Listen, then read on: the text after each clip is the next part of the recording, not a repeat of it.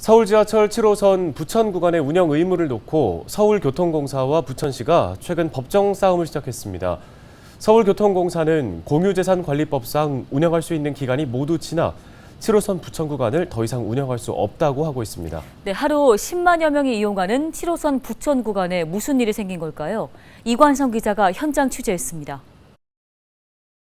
서울교통공사가 부천시를 상대로 7호선 운영 의무 부존재 확인 소송을 제기한 것은 지난 6월입니다. 서울교통공사는 부천시에 개통 운행 10년이 되는 2022년까지만 운영 의무가 있다며 소장을 접수했습니다.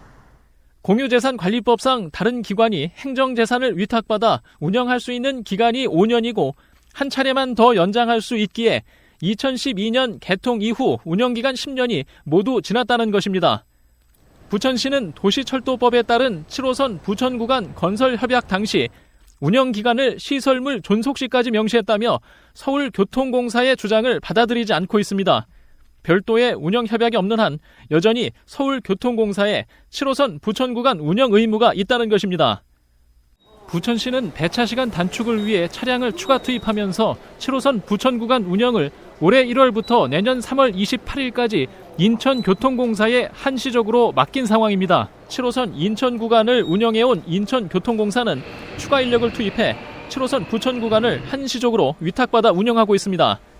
부천시는 서울교통공사가 내년 3월 이후 연장 운영 논의에 전혀 응하지 않고 있다고 밝혔습니다.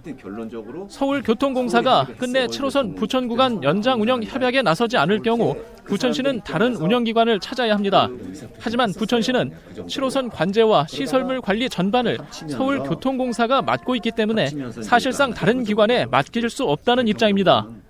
또 다른 기관을 찾는 모습 자체가 서울교통공사에 7호선 운영 의무가 없다는 입장을 인정하는 인식을 줄 수 있어 소송에 맞서는 모습입니다.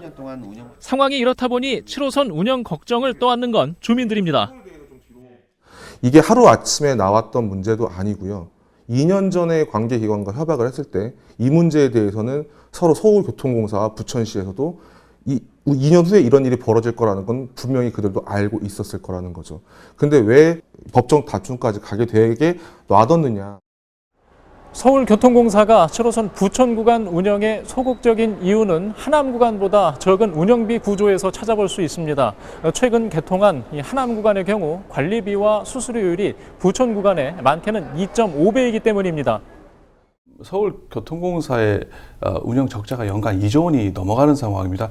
해마다 늘어나는 막대한 이 적자폭을 줄이기 위해서 서울시에서는 서울시계 이외에는 더 이상 연장하지 않겠다는 게 바로 지금 서울시와 서울교통공사의 기본 방침 기조라고 볼 수가 있기 때문에 이런 영향도 어느 정도 받지 않았나 생각이 됩니다.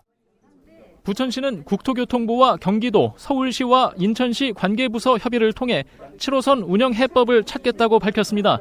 현재로선 정부와 광역단체 등의 중재만이 7호선 운영 중단 상황을 막을 수 있을 것으로 보입니다. 헬로티비 뉴스 이관서입니다.